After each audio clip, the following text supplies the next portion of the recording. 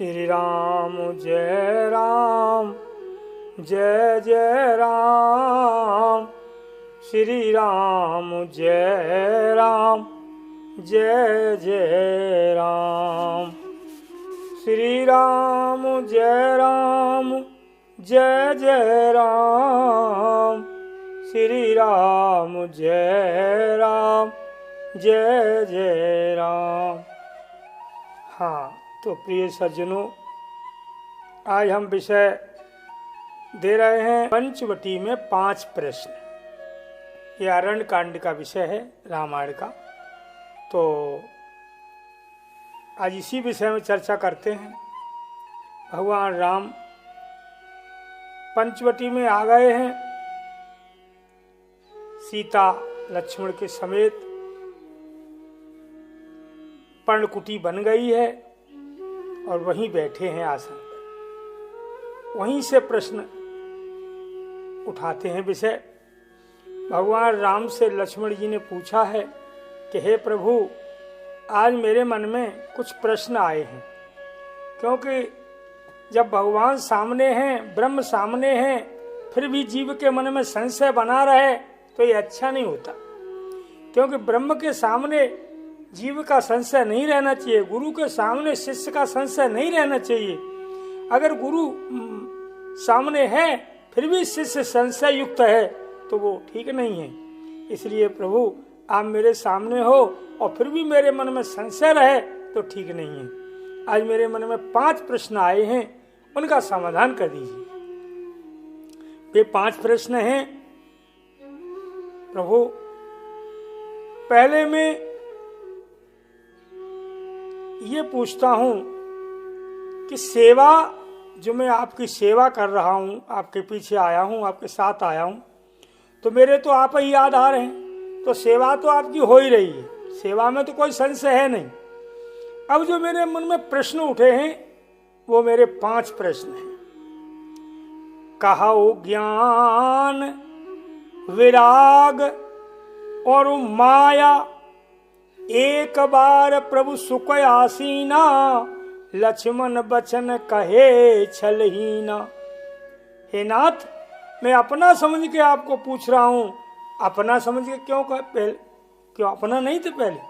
अपने तो पहले भी थे, लेकिन समझ के, अपना समझ के मतलब यह है कि जब हम कोई प्रश्न पूछें तो हम उस प्रश्न से जुड़ जाएं और उस पूछने वाले से जुड़ जाएं, तब हम अपना मानते।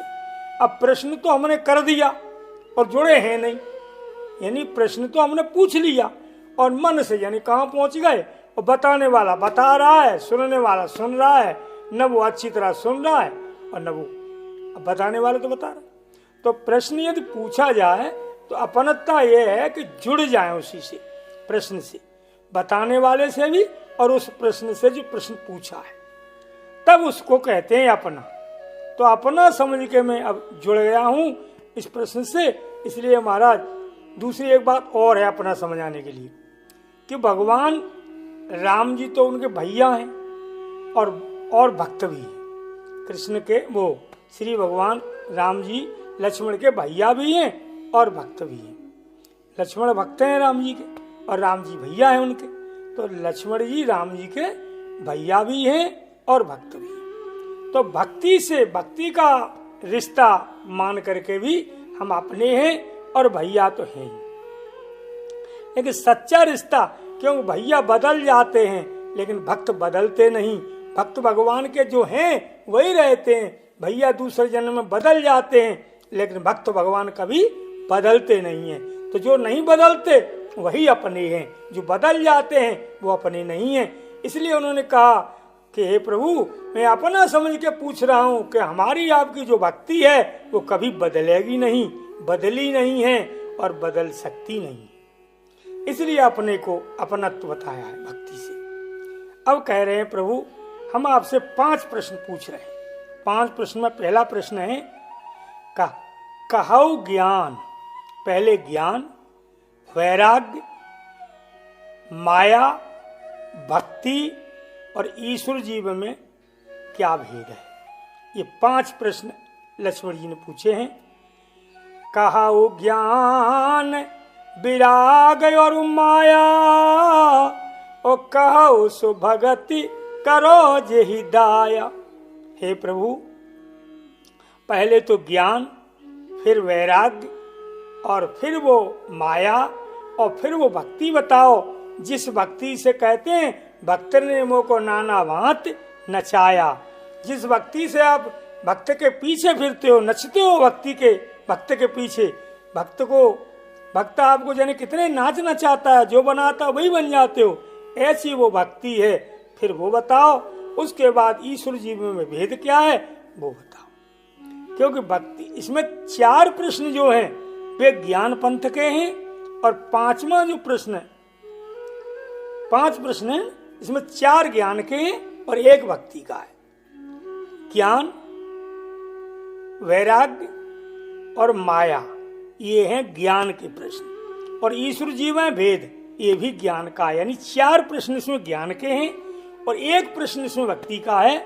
कौन सा? कहो भक्ति। कहो भक्ति, ये वो भक्ति बताओ इसमें आप दया करते हैं। कहो ज्ञान विराग और माया, कहो सुभक्ति करो जेहि दाया। तो जो भक्ति का प्रश्न है वो केवल भक्त के लिए, बाकी तो अब ऐसे देखा जाए तो ज्ञान, वैराग्य, माया, भक्ति, ये सब एक ही अध्यात्म है, इसमें कोई अंतर नहीं है। भक्ति और ज्ञान में कोई विशेष अंतर नहीं है, पर थोड़ा सा अंतर है, क्योंकि ज्ञान में प्रवृत्ता है, थोड़ी समझदारी चाहिए, ज्यादा बुद्धि ज्यादा चाहिए, और भक्ति में सरलता है। बस यही अंतर है ज्ञान और भक्ति का। तो इसमें हम आपको 5 प्रश्नों को नियम से समझाएंगे। तो लक्ष्मण जी ने पूछा है, उसका क्रम है पहले ज्ञान, फिर वैराग्य, और फिर माया, और फिर भक्ति, और फिर 5वां है ईश्वर जीवें भेद प्रभु सकल कहो समझाए, और जाते हो चरण रत शोक मोह ब्रह्म जाए। ये 5 प्रश्न है। लेकिन राम जी ने इन प्रश्नों को सुनकर के कहा, हे भैया, आपने जो 5 प्रश्न किए हैं ये बहुत बड़े प्रश्न हैं, और इनका अगर हम विस्तार से निरूपण करें तो नहीं कर पाएंगे, क्योंकि समय कम है और विषय ज्यादा है। इसलिए अब जैसा समय है वैसे ही विषय को छोटा बड़ा करना पड़ता है। तो आपके जो 5 प्रश्न हैं ये तो 5 साल में भी पूरे नहीं हो पाएंगे, लेकिन पूछे हैं तो बताऊंगा जरूर, पूरे विषय से विस्तार से नहीं, फिर थोड़े ही में समझा के मैं आपको बता दूंगा। अब यहाँ में मतलब ये है, समझाने की क्रिया है। कुछ लोग ऐसे होते हैं कि कठिन विषय को भी सरल कर देते हैं, कुछ लोग ऐसे होते हैं सरल विषय को भी कठिन कर देते हैं। एक बात को जो 1 मिनट में समझाई जा सकती है, भाई हम 10 मिनट में समझाते हैं। कुछ लोग ऐसे होते हैं कि जो बात 10 मिनट में समझाई जा सकती है उसको हम 1 मिनट में समझा देते हैं। तो भगवान कह रहे हैं कि जो विषय है वो विषय तो बड़ा है, कठिन है, लेकिन हम विषय को कठिन नहीं, सरलता में समझाएंगे और थोड़े में समझाएंगे। तो भगवान ने क्रम बदल दिया। इन्होंने क्रम से पूछा था ज्ञान, वैराग्य, माया, भक्ति और ईश्वर जीव का भी, पर ये ऐसे नहीं बता रहे, इनका क्रम बदल गया। ये बता रहे हैं भैया आपने पूछा तो सही है, लेकिन आपने क्रम से नहीं पूछा। जो आपने क्रम पूछा है उस क्रम से बताया नहीं जाएगा। तो भाई प्रश्न तो कोई भी कर दे, लेकिन उत्तर देना बड़ा बड़ा होता है ना।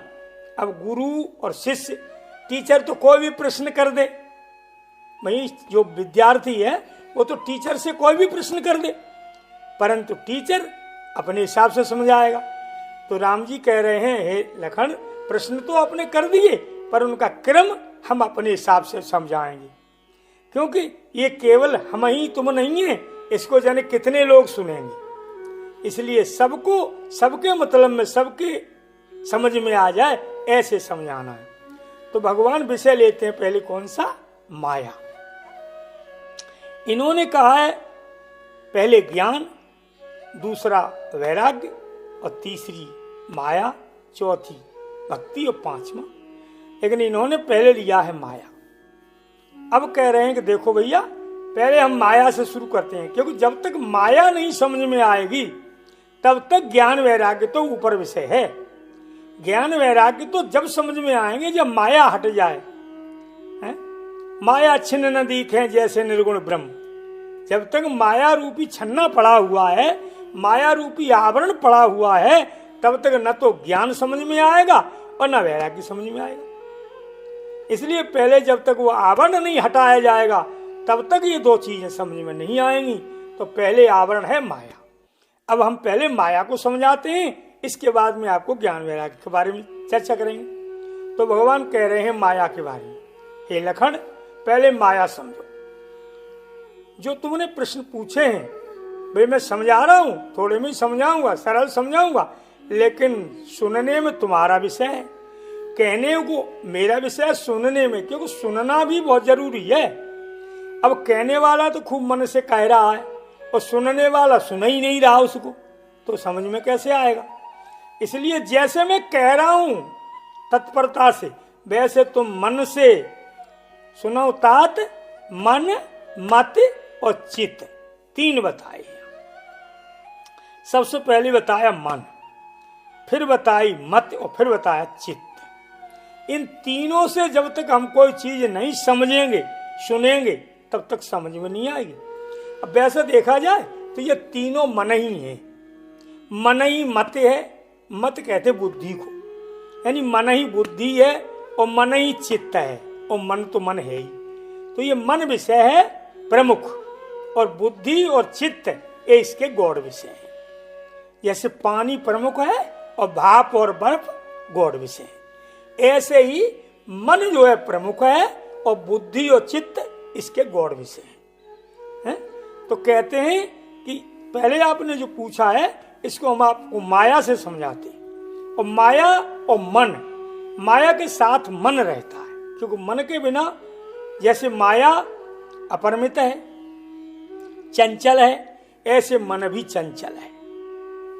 और माया और मन ये दोनों का जो विस्तार है वो इंद्रियों से होता है।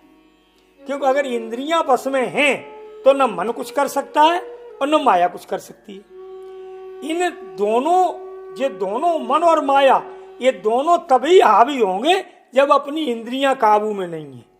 इंद्रियों को अगर जिसने बस में कर लिया, फिर वो मन को भी जीत सकता है और माया को भी जीत सकता है। लेकिन जिसने अपनी इंद्रियों को बस में नहीं कर पाया, वो मन माया दोनों को भी नहीं बस कर सकता। तो इसमें कह रहे हैं कि गोचर, पहली माया के विषय में बता रहे हैं। हाँ, गोचर जहां लगे मनु जाई, सो सब माया जानो भाई। भैया माया का जो दायरा है, माया का जो फैलाव है, वो कितना है। गो कहिए इंद्रियां और गोचर कहिए इंद्रियों का विषय है। इंद्रियों का विषय, जो इंद्रियों जो विषय इंद्रियों को होता है, जैसे कान का विषय सुनना, नाक का विषय सूंघना है, जीव का विषय रस खट्टा मीठा बताना, ऐसे जो इंद्रियों के विषय हैं वे गो माने इंद्रियां, और गोचर जो इंद्रियां चरती हैं, जो इंद्रियां खाती हैं, जिनसे पुष्ट होती हैं, वो उनका विषय है। तो ये दोनों चीजें, गो और गोचर, गोचर यानी जो इंद्रियों को मिल रहा है खाने को, उनका विषय, ये दोनों ही तहां तक हैं जहां तक माया है, क्योंकि ये माया में ही चरते हैं।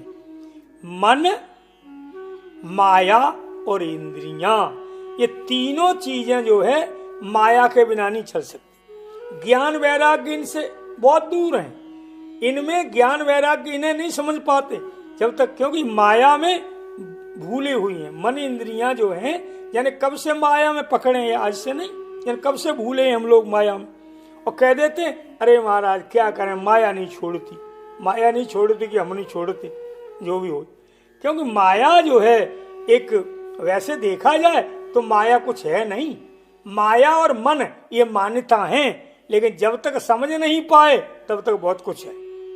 तो कहते पहले माया को समझाते हैं कि माया का जो विषय है, गोचर है जहां लगे मनु जाई, यानी जहां तक इंद्रियों की जो पहुंच है और मन की पहुंच है, जहां तक इंद्रियां जा सकती हैं और जहां तक मन जा सकता है, वहीं तक माया है। कहने का मतलब ये है कि इंद्रिय और मन, इन दोनों की समेट में है माया। अगर माया को जीतना है तो इन दोनों को जीत लो, इंद्रियों को और मन को। अब इनमें एक प्रमुख है, एक गौर है, क्योंकि प्रमुख है मन, इंद्रियां प्रमुख नहीं है, प्रमुख मन है। क्योंकि मन में ही प्रेरणा आती है, तब इंद्रियां करती हैं। अगर आप मन को जीत लो तो इंद्रियां कुछ नहीं कर पाएंगी, तो इंद्रियां तो मन के हिसाब से चलती हैं। मन के लार इंद्री, इंद्री लार शरीर, तो मन ही मन। इसलिए पहले ये नहीं कहा कि पहले इंद्री जाए, पहले मन कहा है। गो गोचर जहां लग मन जाए। गो यानी इंद्रियों के अधीन मन नहीं है, मन के अधीन इंद्रियां हैं। हाँ, कोई भी प्रेरणा आपके मन में ही तो आती है, न तो पहले कान में प्रेरणा आती है ना, न आंख में आती है, न हाथ में आती है, न पैर में, किसी में नहीं आती। सबसे पहले प्रेरणा आती है मन में। जब मन में आती है तब मन से फिर बुद्धि में, फिर चित्त में, फिर अहंकार में, और ताके बाद इंद्रियों। ये चार है ना, मन बुद्धि चित्त अहंकार। तो ये चारों जो हैं मन के ही विषय हैं, मन में ही बने हैं चारों। और माया इनका विषय है, माया इनका भोजन है। तो मन कहां तक चलेगा? जहां तक मन जाए वहां तक माया है। जहां तक मन जाए, कितनी दूर तक जाए? अब मन की कोई हद है, कहां तक जाएगा? किसी ने आज दिन तक समझ पाया कि मन कहां तक जाता है, कितनी चाल है इसकी? हर मशीन की चाल बता दी है, जहां तक कि प्रकाश की भी चाल बता दी है विज्ञान ने, लेकिन मन की चाल कोई विज्ञान नहीं बता सका। कि बता सका मन की चाल किसी विज्ञान ने आज दिन तक नहीं बता पाई कि मन की कितनी चाल है। तो भैया ये मन की जो चाल है, जैसे मन की चाल अपरिमित है, ऐसे ही माया भी अपरिमित है। माया भी अनंत है, माया का भी कोई पता नहीं कितनी बड़ी है, कहां तक है। तो जैसे मन की चाल का पता नहीं पड़ा, ऐसे माया भी अनंत से जुड़ी है।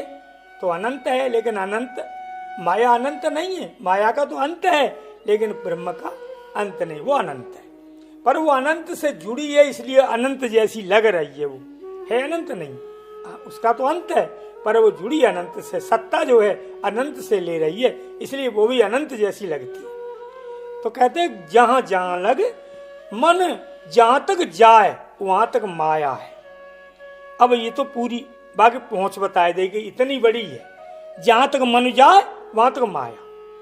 अब आप देख लो, मन कन्नु जा सके तो मन जंत का मन। और एक और बढ़िया बात बताएं कि मन जो सोच है वही माया है।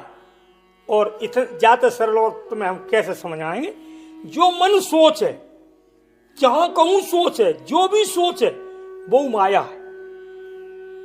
इसलिए मन की सोच माया तक ही है और इंद्रियों की सोच मन तक है।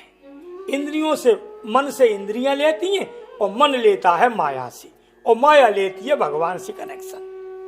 ब्रह्म से कनेक्शन माया लेती है और माया से कनेक्शन मन लेता है और मन से कनेक्शन इंद्रियां लेती है। ऐसे जी चलते हो हमारा। तो यानी कहते हैं अब जो माया कहां तक है? जहां तक मन जाए, ये तो माया हो गई। अब इसके विषय यानी माया कितने प्रकार की है? मन कितने प्रकार का है? मन कितने प्रकार का? कोई कह देते हैं 2 मन है महाराज जी, माँ एक मन कह रहा जी, एक मन कह रहा जी। तो यानी 2 मन हो ही गए ना, है? एक मन कछु कह रहा, एक मन कछु कह रहा। ऐसे ही ये माया भी 2 है, इसके भी 2 हैं। ते के भेद सुनो प्रसो, विद्या और अविद्या 2। जैसे मन 2 प्रकार का है, एक अच्छा मन, एक बुरा मन है। कहते अरे आज वहां मन अच्छा नहीं है, आज वहां मन खराब है। तो ऐसे ही 2 प्रकार की माया है, अच्छी और बुरी, जिनके नाम है विद्या और अविद्या। अब इनको अलग अलग समझाना है। तो पहला विषय है माया। पहले माया को अच्छी तरह चला समझाएंगे। तो इसमें दो भेद हैं, एक है विद्या और दूसरी है अविद्या। विद्या वह है कौन सी? एक रचे जग गुण बस जाके, और प्रभु प्रेरित नहीं निज बल ताके। ये है विद्या जो कि संसार बनाती है, और अविद्या चलाती है संसार को। विद्या संसार को बनाती है और अविद्या संसार को चलाती है। ये दोनों काम माया के ही है। ब्रह्म इसमें कुछ नहीं करता। ब्रह्म तो सिर्फ शक्ति दे रहा है माया को। माया चला रही है पूरे संसार को, माया ही चला रही है। तो दो भाव से है, एक बना रही है और एक चला रही है। तो विद्या जो है वो माया बना रही है और अविद्या माया संसार को चला रही है। विद्या संसार को बना रही है। जो माया के दो भेद है ना, एक भेद है विद्या।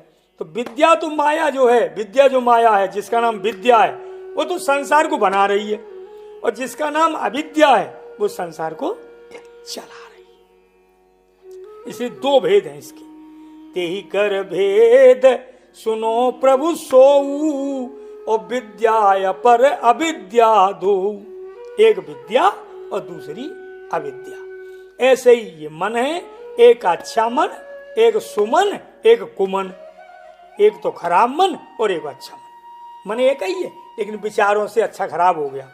ऐसे माया एक ही है पर विचारों से विद्या अविद्या बन गई। तो जो अविद्या है वो संसार को चला रही है, संसार को, जीव को फंसा रही है अपने में, है? अगर से जो सबके और रहे ज्ञान एक रस, अगर सबको ज्ञान हो ही जाए तो संसार कैसे चले?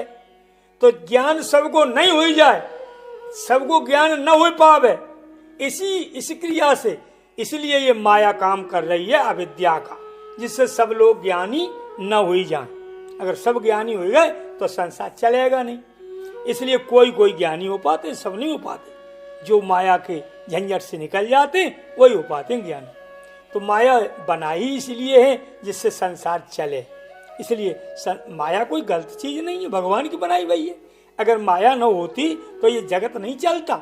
इसलिए जगत को चलाने के लिए माया बनाई है। तो इसमें दो भेद हैं, एक है विद्या, विद्या रचना करती है। जैसे ब्रह्मा जादूगर, देखे माया भी एक जादूगर है। जादूगरों का खेल देखा, जादूगरी का, कहीं कुछ बना देते, कहीं कुछ बना देते, है कुछ नहीं, है? कहीं पूरी सृष्टि बना देते लेकिन है कुछ नहीं। ऐसे ही ब्रह्मा जी की जो सृष्टि है वो माया से है। तो माया तो बना रही है, विद्या बना रही है, और अविद्या उसको चला रही है जीव को। अगर जीव को ज्ञान हो जाए तो फिर संसार नहीं चलेगा। ये ज्ञान न हो पाए जीव को, इसका काम करती है अविद्या। विद्या करती है रचना का। तो विद्या ने तो रच दिया और अविद्या चला रही। लेकिन दोनों माया है, विद्या और अविद्या दोनों माया है जो शक्ति ले रही है ब्रह्म से, उस परमात्मा से शक्ति ले रही है दोनों। उससे विद्या भी ले रही है और अविद्या भी ले रही है। तो अब कहते हैं एक रचे जग गुण बस जाके। ये रजोगुण, सतोगुण, तमोगुण, ये तीन गुण हैं। तीनों गुण जो हैं माया में ही आते हैं। सतोगुण भी माया में आता है, क्योंकि सतोगुण में क्या है? सतोगुण में है भक्ति, रजोगुण में है कीर्ति, और तमोगुण में है विनाश। तो यानी तमोगुण तो मारने काटने का विषय, और रजोगुण भोग विलास का विषय, और सतोगुण भक्ति का विषय। लेकिन भक्ति अगर बिना माया के करो, यानी माया और भक्ति ये भगवान की दोनों स्त्रियां हैं, माया और भक्ति। पर जब हम भक्ति करते हैं तो माया हमारे ऊपर वो नहीं करेगी, हमारे ऊपर माया कोप नहीं करेगी, क्योंकि भक्ति और माया दोनों भगवान की स्त्रियां हैं। तो जब हम एक और ज्ञानी पे माया हमेशा अड़जंग डालती है, विघ्न डालती है, क्योंकि ज्ञान माया से अलग है। ज्ञान विषय आएगा जब बताएं, अभी माया को समझो पहले। तो कहते हैं कि क्या विद्या और अविद्या ये दोनों, अब विद्या में दो आती हैं, एक योग माया, एक महामाया, ये दोनों आती हैं विद्या में। और अविद्या में सिर्फ माया आती है खाली, उसमें योग और महा ये नहीं होती, सिर्फ माया। अब इसमें जो अविद्या है, इसमें जो जैसे आसुरी माया है, ये अविद्या में आती है। आसुरी माया जो है वो अविद्या में आती है, वह माया ये भी। ऐसे ही विद्या और अविद्या, जो अविद्या वह है जो जीव को पतन में डाल दे या जीव को फंसा है, और विद्या वह है जो जीव को अच्छी रास्ता दिखाए। तो जो भगवान से जुड़ी है वो है महामाया, भगवान से जुड़ी है वो है योग माया, और जो अविद्या है वो भी है तो भगवान की, लेकिन वो जुड़ी जीव से है, इसलिए जीव को फंसाती है अपने चक्कर में। जो है नहीं वो दिखाती है, जो नहीं है उसको दिखाती है, जो है उसे छिपाती है। ये काम है अविद्या का, ये भी भगवान ने बनाई। तो इसके दो भेद हैं, विद्या और अविद्या। अब अविद्या में आती है माया, जो जीव फंसा है आजकल, जो कहने अरे सब झूठा है, सब जंजाल है, सब जान रहे हैं लेकिन फंसे उसी में। तो यानी अविद्या फंसाती है और विद्या अपने को जनाती है। जब विद्या तभी जनाती है जब उसमें भगवान का हाथ होता है, भगवान की कृपा होती है, तभी वो विद्या निकाल लेती जीव को। एक जीव को बांधती है और एक जीव को छोड़ती है, दोनों काम माया ही करती है, भगवान कुछ नहीं करते। नहीं, भगवान सत्ता दे रहे हैं दोनों को। एक माया जीव को बांधती है और एक माया जीव को छोड़ती है। यानी भक्ति जीव को छोड़ती है और अविद्या बांधती है, ये दोनों ही माया है। तो अब जो ये माया है, ये के दो भेद हैं, विद्या और अविद्या। एक जगत को बनाती है और एक फंसाती है, हो गया। अब तेहि कर भेद सुनो प्रभु सोऊ, और विद्या अपर अविद्या दो। एक रचे जग गुण बस जाके, प्रभु प्रेरित नहीं निज बल ताके। इतना है माया का काम।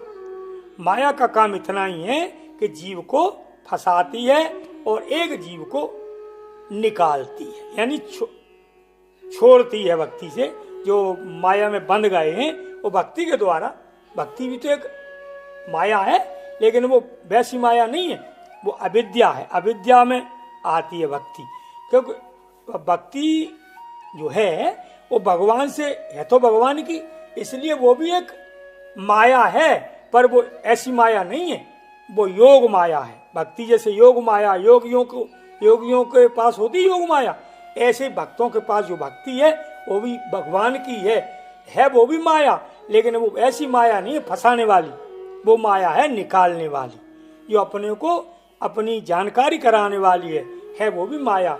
क्योंकि माया उसे कहते हैं जिसका कुछ अस्तित्व है।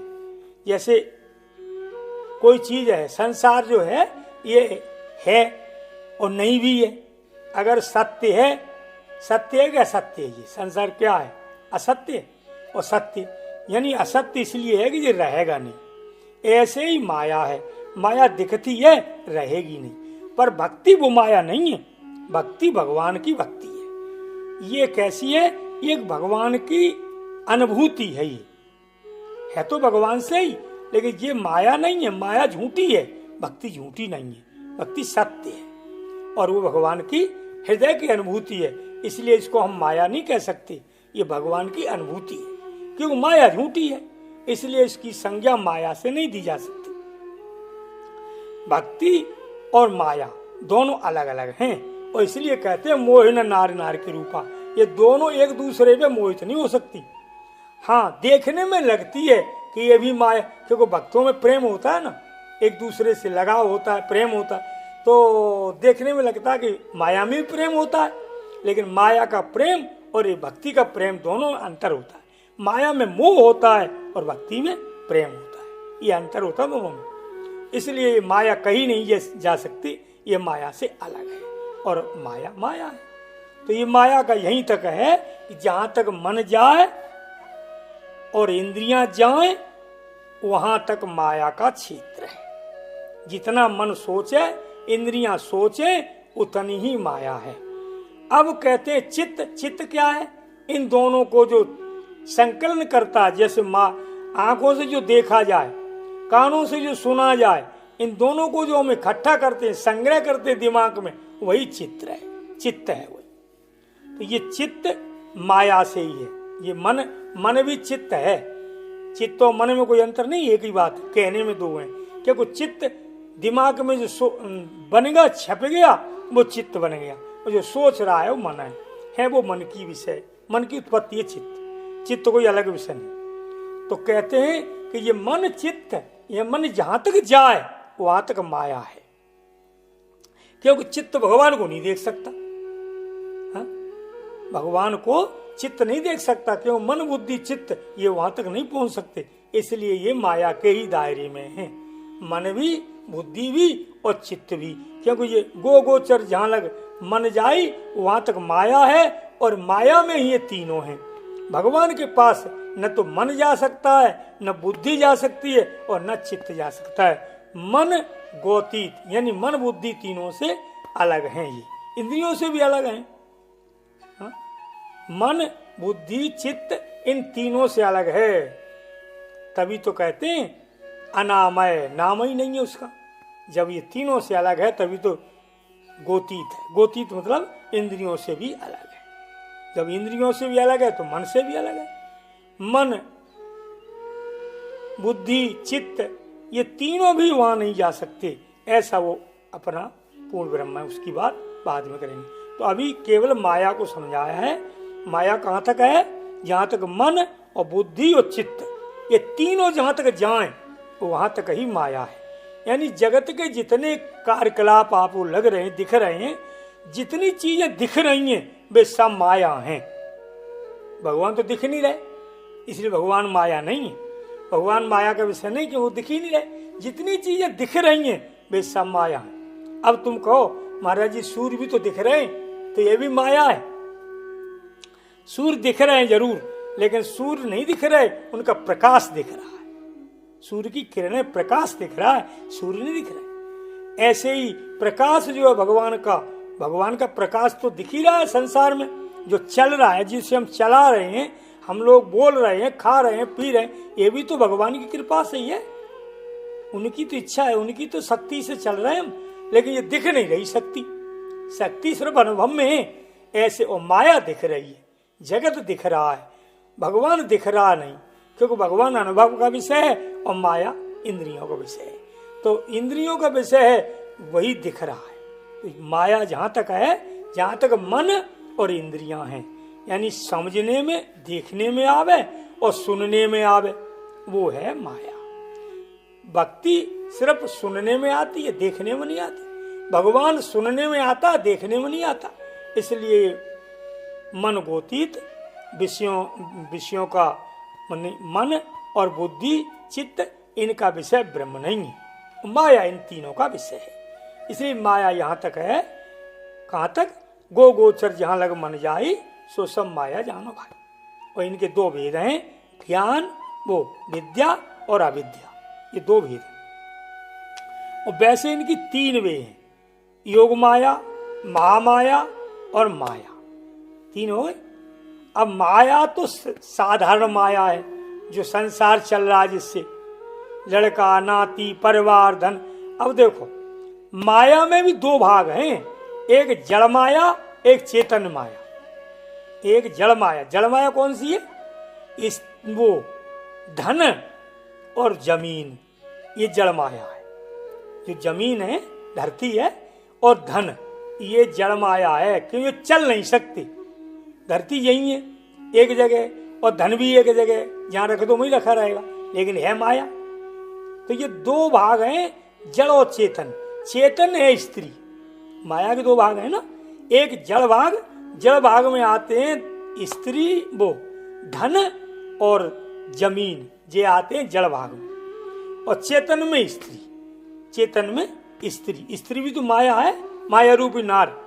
तो माया जो साक्षात माया है चेतन, वो है स्त्री, और जड़ माया है धन और जमीन, ये जड़ माया है।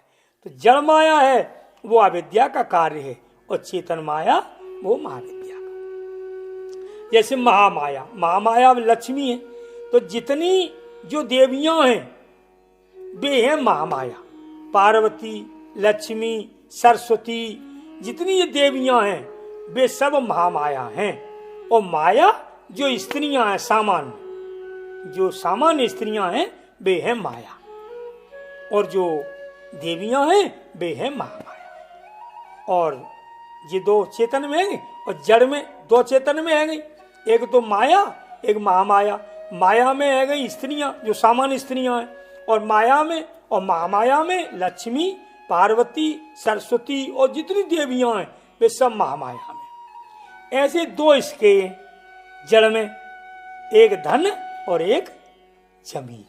ऐसे ये चार प्रकार की माया हो गई।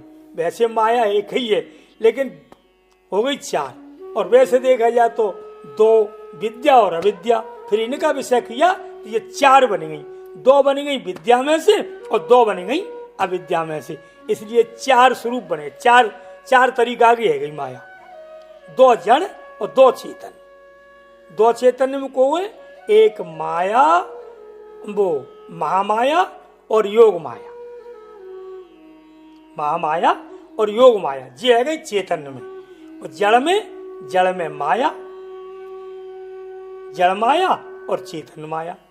चेतन माया में स्त्री और जड़ माया में धन और जमीन, ये हो गई माया का विषय। तो इतनी ये माया जहां तक है, जहां तक इंद्रिय और मन का विषय है, यहाँ तक माया है।